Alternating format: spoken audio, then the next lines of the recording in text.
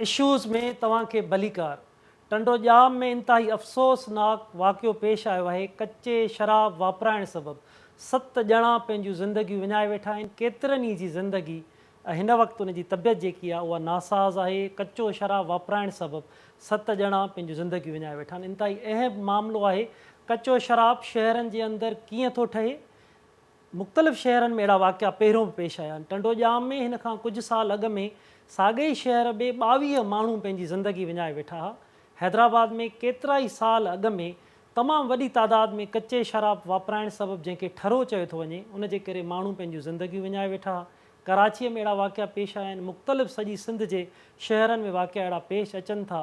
कचो शराब ठाहिण जी जीअं त ग़ैरक़ानूनी तौर ते केरु ठाहे थो, उन्हनि खे इजाज़त कीअं थी ॾिनी वञे त हू कचो शराब ठाहिनि ऐं उहो जेको इंसाननि खे मौत ॾिनो थो वञे उहो सरियाम विकिरो थिए। इन सां गॾु मंशियात जो बि सरियाम विकिरो थिए थो।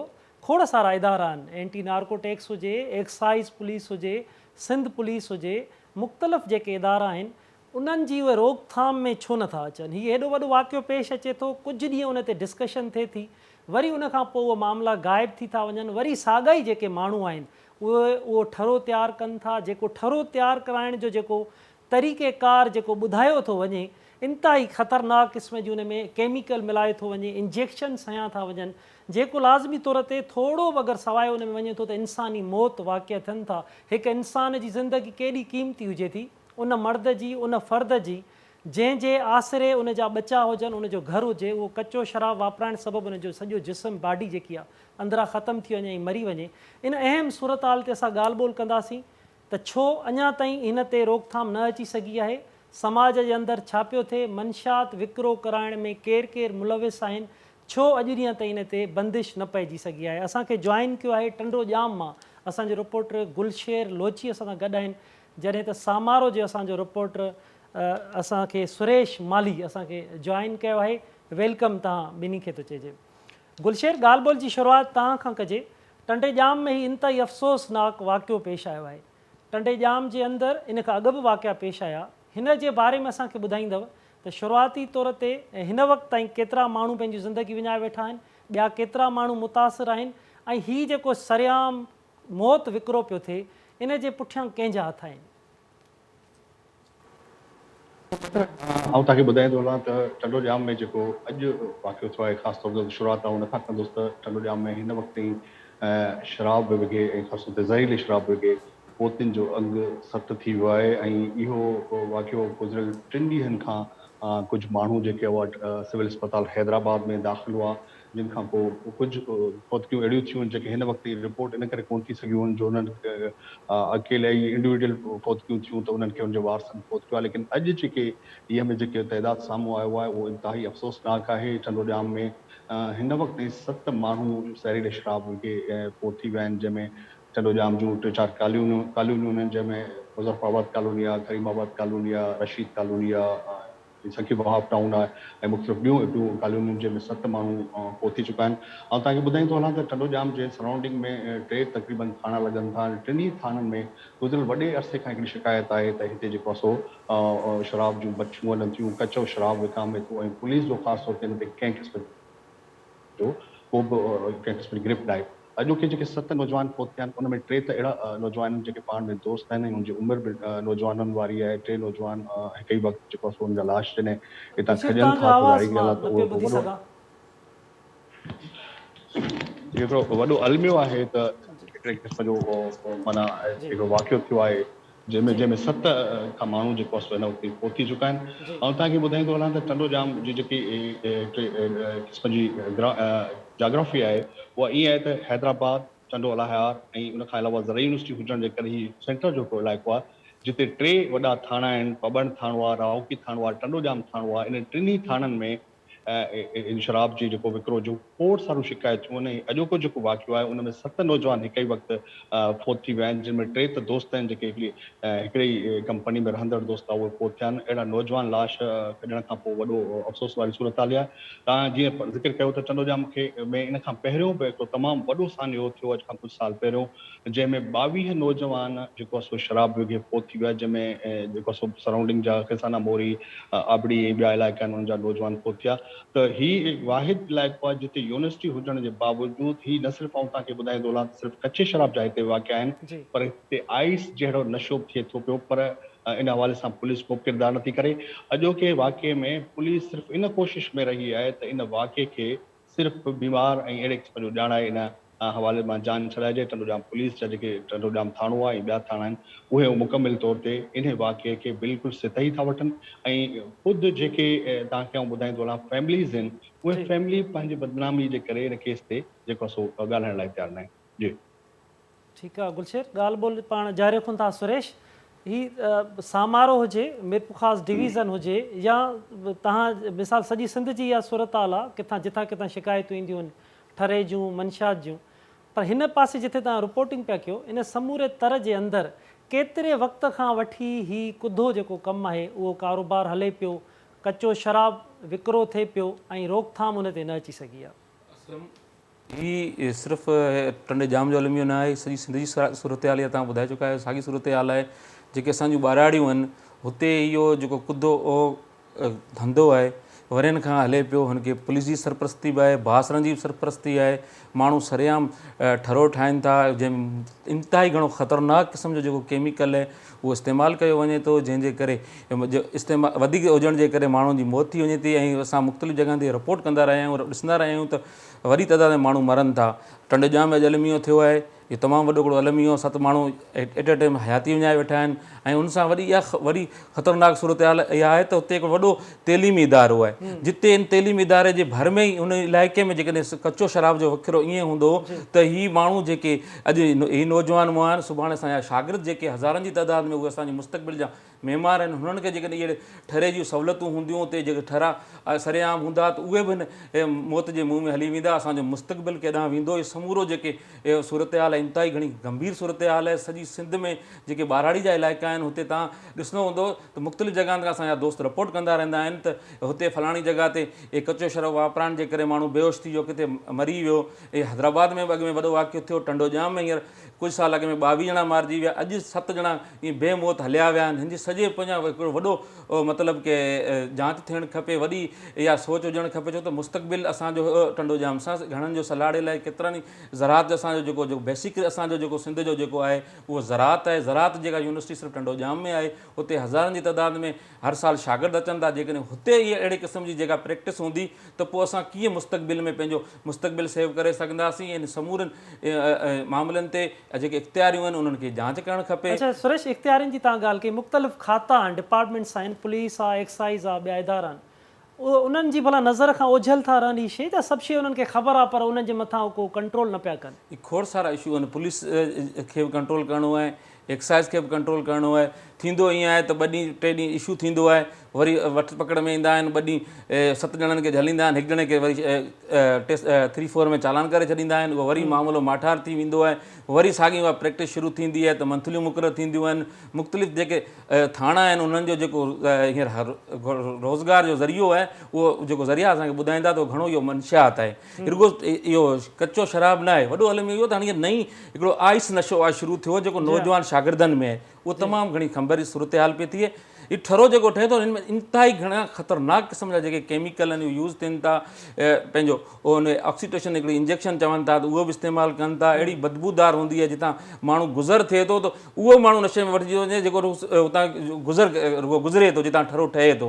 पर अलाए अफ़सोस आहे त असांजी इंतिज़ामिया जी नज़र नथी पए, पर नज़र पवंदी हूंदी त हुननि जा पंहिंजा मामलात आहिनि, हुनजे पोयां खोड़ सारा जेके आहिनि। ऐं चवां थो त अॼु टंडोजाम में 7 ॼणा मरी विया आहिनि, सिर्फ़ु मीडिया रिपोर्ट कयो कि 2 मतिलबु की असांजे समाज जा माण्हू आहिनि। टंडोजाम में अॼु ईअं थियणो घुरिजे हो त टंडोजाम खे बंदि थियणु खपे हा, टंडोजाम में वॾी पैमाने ते प्रोटेस्ट थियणु खपे हा, वॾे पैमाने ते आवाज़ु उथणु खपे हा त हीउ छो अहिड़ो ज़हर असांजे इलाइक़े में विकिरो थिए थो ऐं असांजा ईअं माण्हू असांजा नौजवान ईअं बेमौत मारिया वञनि था।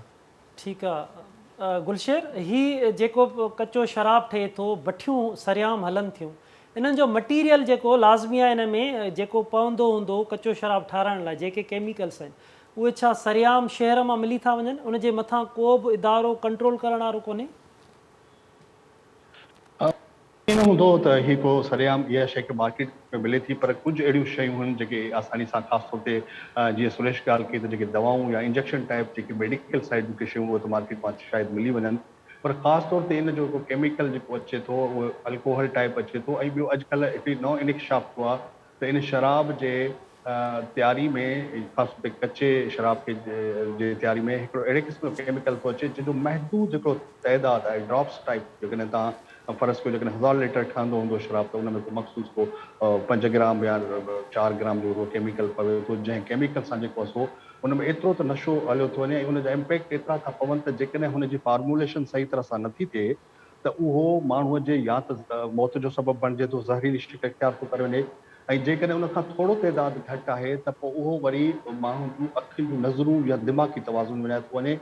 पोएं दफ़े जेको हिते चंडोजाम में वाक़ियो थियो उन में वॾे खां वॾो जेको तइदाद पहुतियुनि जो त 22 ताईं हो, पर जेके माण्हू अक्सर माण्हुनि जूं अखियूं जेकी नज़र आहे, नज़र जी रोशनी आहे उहा हली वई। त अहिड़े क़िस्म जो मख़सूस केमिकल आहिनि जेके हितां जा जेके शराब ठाहींदड़ धुरियूं आहिनि या भट्ठियूं हलाईंदड़ धुरियूं उन्हनि खे बाज़ाब्ता तरीक़े सां इन्हनि इलाइक़नि में पहुचाए थो वञे। ऐं तव्हांखे हिकिड़ी ॻाल्हि ॿुधाईंदो आहियां त ताल के हैदराबाद ॿेराड़ी जे 3 थाणनि में जेको अॼु खां कुझु साल असां सर्वे कईसीं त घटि में 50 जे वेझो अहिड़ियूं भट्ठियूं हुयूं जेके शेख भिरकियो ताईं ऐं हिन पासे वरी मूसा खचाइण वारे इलाइक़े ताईं हेॾां हैदराबाद जे इलाइक़े ताईं इहे भट्ठियूं उते हलाईंदो। इन जो टोटल केमिकल जेको आहे बाज़ाब्ता जेके इन क़िस्म जा जेके ज़हर जी दुनिया सां ऐं जेके इन क्राइम में मुलविस माण्हू आहिनि उहे घर वेठे इन्हनि माण्हुनि खे पुॼाए था वञनि। टंडोजाम वेझो हिकिड़ो छापो लॻो ऐं ख़ासि तौर ते तव्हांखे इहो ॿुधाईंदो हलां त इहे भट्ठियूं बाग़ टाइप या बिल्कुलु आहे। केलनि जा फसूल या इन क़िस्म जा उहदा आहिनि उन में गुलशेर पाण ॻाल्हि ॿोल जारी रखूं था। टंडोजाम जो समाजी अॻुवान ख़लीफ़ो तस्लीम राजपूत असांखे ज्वाइन कयो आहे। अस्सलाम वालेकुम तस्लीम साहब। वालेकुम अस्सलाम व रहमतुल्लाहि व बरकातहू। तस्लीम साहब, इतना बड़ा सानिया टंडोजाम में पेश आया है, आपका क्या कहना है? कितने अरसे से मंशियात का और इस भट्टियों का, कच्चे शराब और ठर्रों का कारोबार हो रहा है? बिल्कुल, ये पहले भी, आज से पहले भी जो है ऐसे वाक़यात हो चुके हैं, लेकिन ये इंतजामिया की गफलत और आंखों पे जो पट्टी बांधी हुई है इंतजामिया ने, और आज ये सानिया टंडोजाम जो है 60 लोग जो है कच्ची शराब पीने की वजह से मर गए, तो एक्सपायर हो गए। तो ये बहुत बड़ी एक दुख की और बड़े अफसोस की बात है। अच्छा, कितने अरसे से टंडोजाम में ये कारोबार हो रहा है? अरसे से तो अब 10 साल से ज्यादा हो गया ये काम। टंडोजाम में ये शराब, कच्ची शराब चल रही है, और हमने उसके लिए काफी दफा मुजाहरे और जो है ना एहतजाज भी किए हैं। अच्छा, आपने जो एहतजाज किए हैं उनका क्या फ़र्क पड़ा है? इंतज़ामिया ने आपको उसके फीडबैक क्या दिया है? वक्ती तौर जो है ये बंद किया गया 2-4 दिन के लिए, लेकिन उसके बाद फिर वही हम एहतजाज करके थक गए। लेकिन ये जो है ये आज देखे टंडोजाम में कितना बड़ा जो है ये सानिया हुआ है, जो कच्ची शराब पीने से 7 लोग और अभी बहुत से लोग जो है ना सीरियस हालत में, मेरी मालूमात के मुताबिक।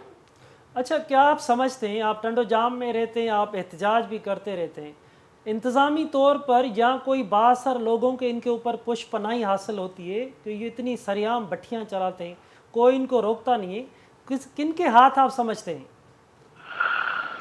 अब ये तो बहरहाल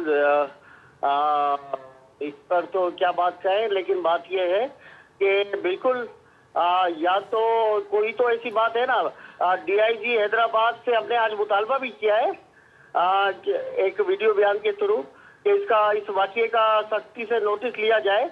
और पिछले दिनों जब डीआईजी है जो अभी हैदराबाद पीर मोहम्मद शाह साहब है, जब वो एसएसपी हैदराबाद थे तो मंशियात में बहुत कंट्रोल किया गया था। अच्छा, इससे जैसे तालीमी इदारे भी टंडोजाम में हैं, ज़रई यूनिवर्सिटी और भी इदारे, स्टूडेंट तबका जो हमारा आइंदे नस्ल है, हमारा मुस्तकबिल, वो कितना मुतासर हो रहा है? बिल्कुल सर, ये देख लेना आप, अब नौजवान आज 60 लोग जो है मुख्तलिफ टंडोजाम के यूसीज में से जो है ना, वो आज उनकी ये जो है ना वो मंजर-ए-आम पे आप देख सकते हैं। और ये आइस और हीरोइन के हवाले से बच्चा यहाँ टंडोजाम में जो है ना मंशियात में लगा हुआ है। अच्छा तस्लीम साहब, और कौन सी मंशियात टंडो जाम में विक्रो हो रही है? बिल्कुल, ये कच्ची शराब का जैसे आज आया है ना, ये और ये जो सानिया हुआ है, इसके हवाले से हम भरपूर तौर पर मजम्मत करते हैं और इनको ये बंद होना चाहिए, ऐसे मुल्जिमों को केफरे किरदार तक पहुंचना चाहिए। ठीक है, मेहरबानी तस्लीम राजपूत साहब, आपने KTN न्यूज़ को वक्त दिया।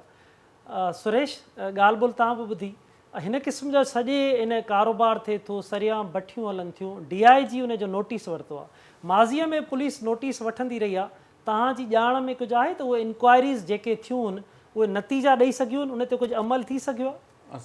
असलम इहा उहा सही वाज़ी आहे त अञा ताईं अहिड़ी के बि को ख़ासि क़िस्म जी जेके इंक्वायरियूं थींदियूं आहिनि सिर्फ़ु कंहिं इशूअ खे टोड़ण जे लाइ, कंहिं वक़्त ताईं थींदियूं आहिनि वरी बंदि थियूं आहिनि। अञा ताईं अहिड़ियूं इंक्वायरी जेका एतिरा मामला थिया आहिनि, उनजी जेका बाक़ाइदे को इंक्वायरी थी हुजे जंहिंमें ज़िम्मेवार माण्हू हुजनि या ज़िम्मेवार जेके अफ़सर जो हुननि खे मतिलबु केफ़े किरदार पहुचायो वञे, अञा अहिड़ो त मामिलो कोन आयो आहे। हीउ हिकिड़ो तमामु वॾो अलमियो आहे, हिनखे अॼु सिर्फ़ु DIG नोटिस वरितो आहे। 7 माण्हू मरी विया आहिनि, चूंडियल नुमाइंदा किथे आहिनि, हुकूमत किथे आहे, हिन खां DIG सतह खां मथे पुलिस जा ऑफिसर आहिनि, उहे किथे आहिनि, हुननि खे नोटिस वञणु घुरिजे हा, हुननि खे टंडो जाम पहुचणु खपे हा।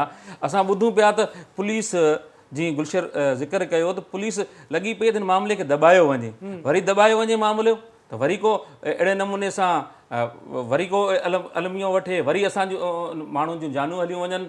हीअ प्रैक्टिस केतिरा ॾींहं हलंदी? सोचणु खपे सभिनी खे अॻिते अचणु खपे त हिन अहिड़े ज़हर खे बंदि कयो वञे, जेके बि ज़हर विकिरो कंदड़ माण्हू आहिनि उन केतिरे किरदार ताईं पहुचायो वञे त जीअं अॻिते हली असीं वरी जानी नुक़सानु बर्दाश्त न करे सघूं। ऐं जीअं तव्हांखे ॿुधाईंदो पिया न, हींअर उते ज़रई यूनिवर्सिटी टंडो जाम आहे, जिते हज़ारनि जी तइदाद में शागिर्द आहिनि। इहो नशो हिकिड़ो आइस जो नशो शुरू थियो आहे, जेको ॿुधाए पियो वञे त शागिर्द मुख़्तलिफ़ जेके जॻहियुनि ते शागिर्द आहिनि उहे नशे जी में। अॼु जेकॾहिं ईअं थरो उते सरियाम मिलंदो त थी सघे आइस जी समाजी अॻवान चयो त भई उते आइस बि हले पई, पोइ आइस जी जेकॾहिं उते पहुच थींदी असांजी यूनिवर्सिटीअ में, हुते हज़ारनि जी तइदाद में शागिर्द आहिनि, त पोइ असीं केॾांहुं वेंदासीं? इहे शागिर्द जेकॾहिं को हिकिड़ो बि हुन में लॻी वियो धंधे सां त हुनजी इल्मु केॾांहुं वेंदो, पोइ मुस्तक़बिल असांजो ज़रा सां केॾांहुं वेंदो? बिल्कुलु आहे सुरेश। गुलशर, सुरेश बि चयो पिए त नौजवान नस्ल तमामु घणो मुतासिर थींदो। टंडो जाम जे अंदरि तालीमी इदारा आहिनि, नौजवान केतिरो मुतासिर आहिनि हिन वक़्त ताईं, हिन नशे जे करे, ठरे जे करे, ॿी मंशा जे करे? ॾिसो असलम, हीअ हिकिड़ी अहिड़ी हक़ीक़त आहे जंहिंखां पाण इनकार नथा करे सघूं। ऐं हिन को बि मीडिया ते वेही जेकॾहिं असां का ॻाल्हि खे लिकायूं या इन शइ खे इहो चऊं त को हिते ईअं कोन थो थिए, बल्कि सिंध ज़र यूनिवर्सिटी समेत जामशोरियूं जेके यूनिवर्सिटियूं आहिनि उते बाज़ाब्ता इन में को शक कोन्हे, इनखे लिकाइणु न घुरिजे त नौजवान कुझु अहिड़ा आहिनि जेके इन क़िस्म में माना इन शइ में, इन लत में लॻल आहिनि या इन क़िस्म जी शइ में मुलविस आहिनि।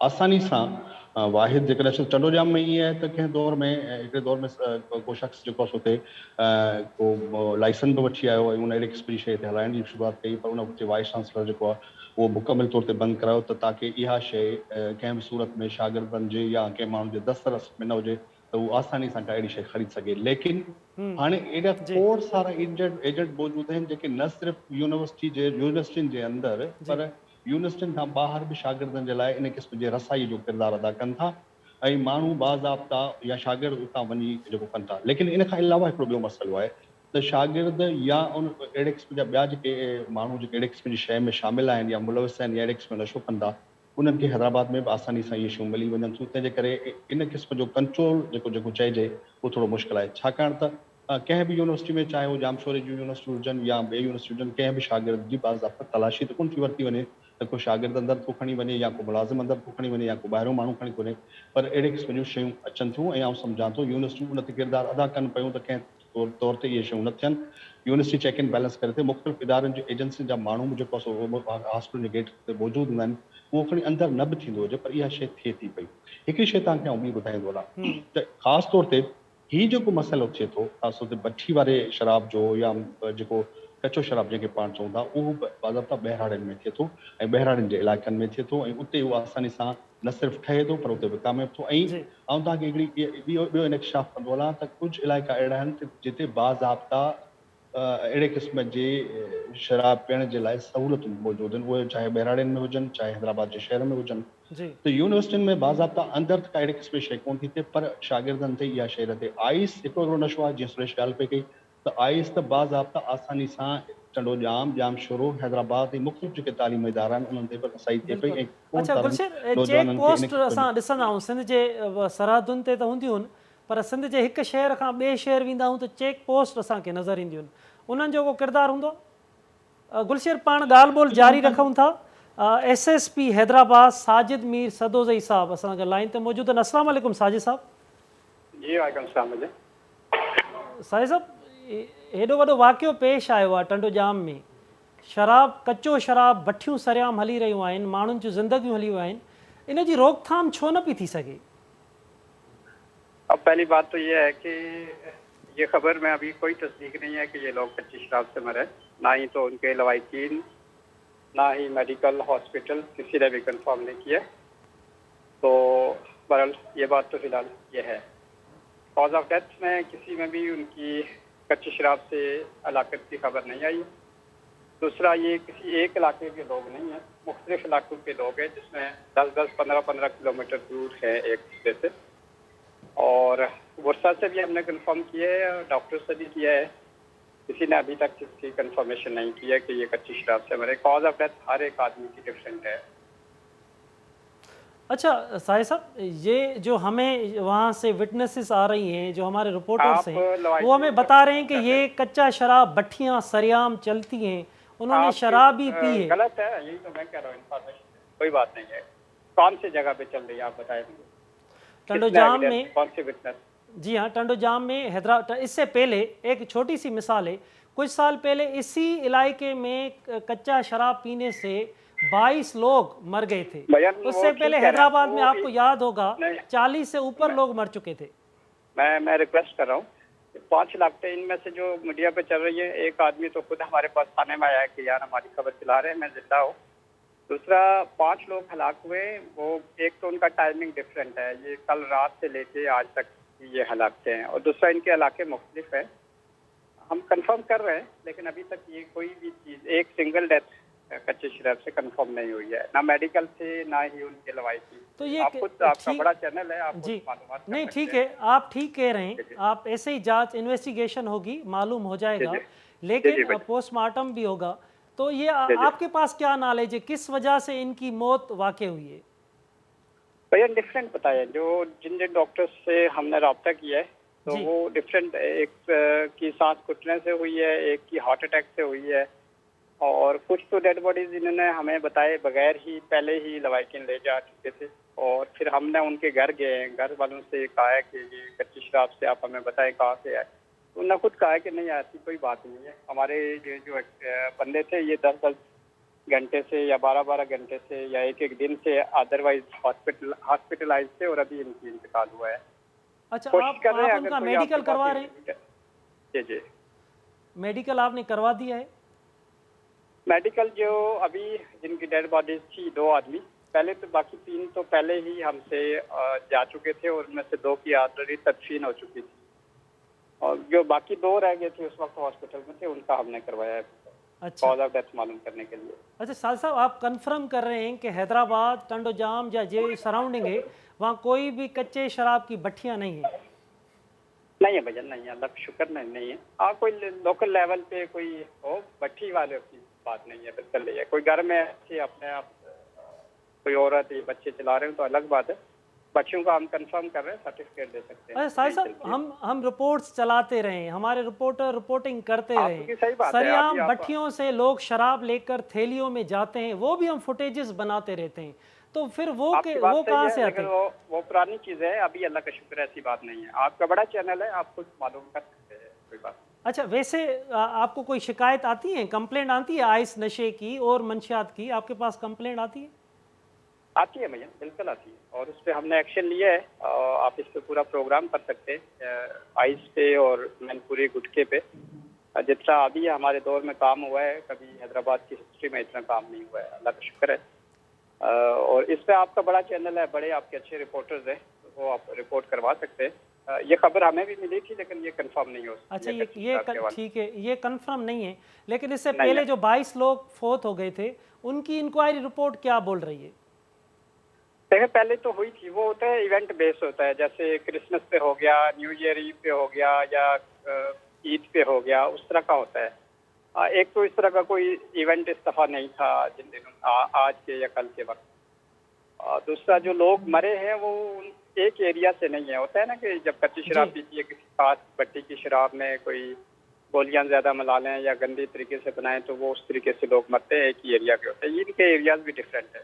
एनीवेज, फिर भी हम इंक्वायरी कर रहे हैं, और अगर कोई इस तरह की कंप्लेंट होगी तो हम एक्शन लेंगे। ठीक है साहिब साहब, बड़ी मेहरबानी आपकी, आपने KTN न्यूज़ को वक्त दिया। सुरेश, SSP साहब जी तव्हां ॻाल्हि ॿोल ॿुधी, हू चवनि पिया त कंफर्म थी सघे थो इन्वेस्टिगेशन थिए, उन जी मेडिकल रिपोर्ट साम्हूं अचनि त उन जो ॿियो मामिलो बि थी सघे थो, पर जीअं कि साम्हूं शुरूआती तौर ते ख़बरूं अची रहियूं आहिनि त कचे शराब विकिरो थियणु सबबु, पीअणु सबबु हुननि जूं ज़िंदगियूं हली वियूं आहिनि। SSP जो चवणु हो त अहिड़े क़िस्म जी को बि उते विकिरो न पियो थिए। तव्हां रिपोर्टिंग कंदा रहिया आहियो त छा इन सॼे तर में कचो शराब विकिरो थिए थो, ठहे थो, नथो ठहे, तव्हां छा ॾिसंदा आहियो? बिल्कुलु हिकिड़ो थिए थो, ही 7 माण्हू यकदमि मरी विया ऐं पुलिस उहा ई ॻाल्हि त कुझु कोन थियो, जेॾी महिल साम्हूं जो ॻाल्हाईंदे कुझु कोन थियो, उहा साॻियो ई ॻाल्हि आहे, उहा रोटिफिकेशन आहे त पुलिस पंहिंजो मौक़िफ़ ॾिनो त कुझु कोन थियो, पोइ 7 माण्हू कीअं मरी विया। इहे तव्हां ॿाराड़ियुनि में SSP साहिबु, तव्हां ॿाराड़ी में SSP थी ने हिकु आम माण्हू थी वञो, आम सादा कपिड़ा पाए वञो त तव्हांखे सभु शयूं वाज़े अची वेंदियूं। असांजी केबिननि ते छा पियो आहे, असांजी दुकाननि ते छा पियो आहे, असांजे ॿाराड़ी ॻोठनि में जेके बहासरनि जा ॻोठ आहिनि, हुते तव्हां ठरो घुरियो तव्हांखे मिलंदो। आम माण्हू थी वञी घुरो, आम सादा कपिड़ा पाए वञी ॾिसो त तव्हांखे सभु शयूं नज़र ईंदियूं।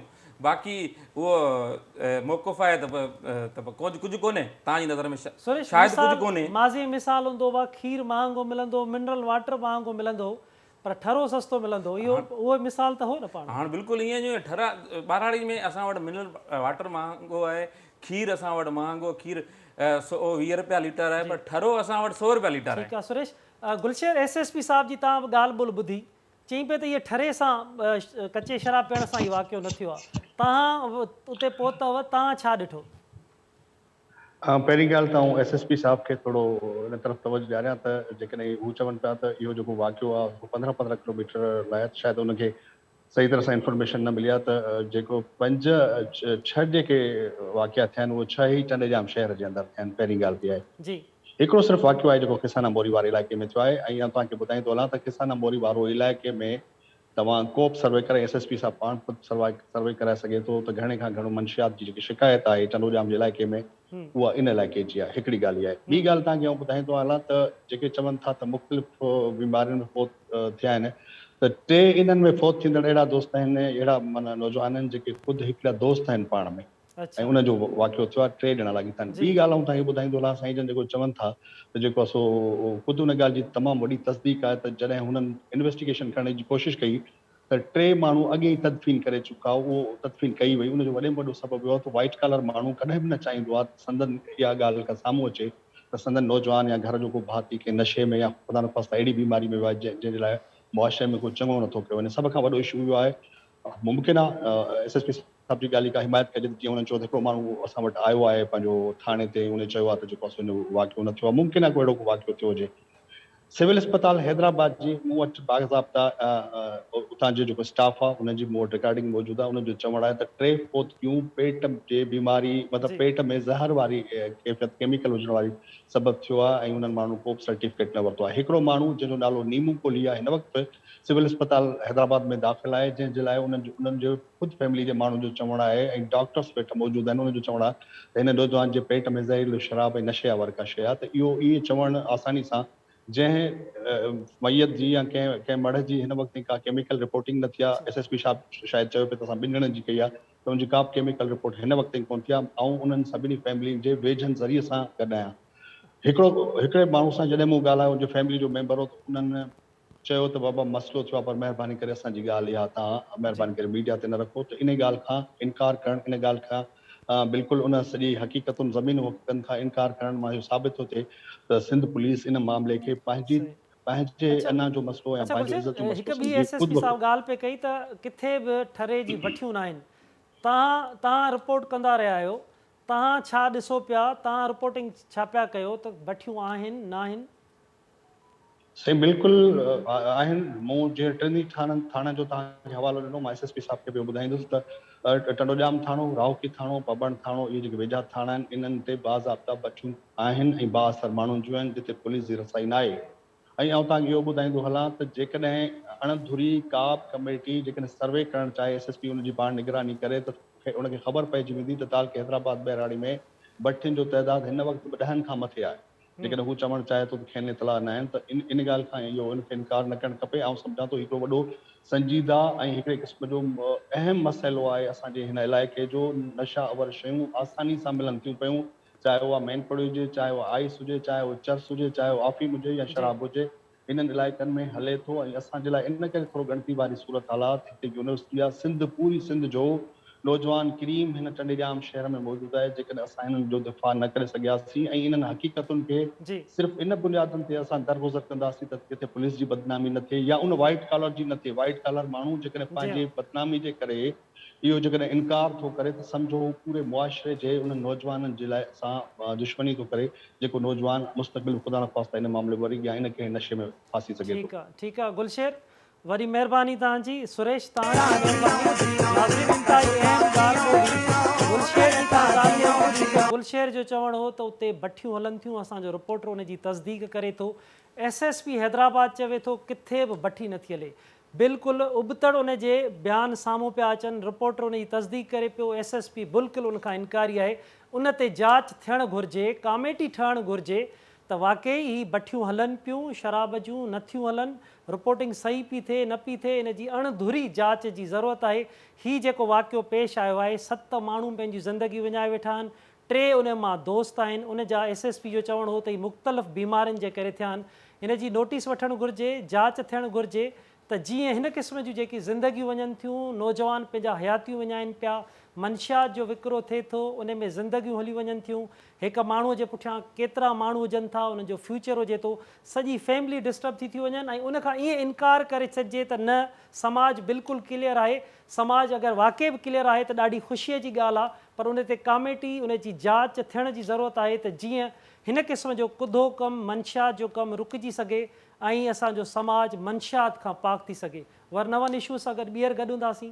तेसिताईं पंहिंजे मेज़बान असलम हैदर खे ॾींदा इजाज़त। अल्लाह वाहे।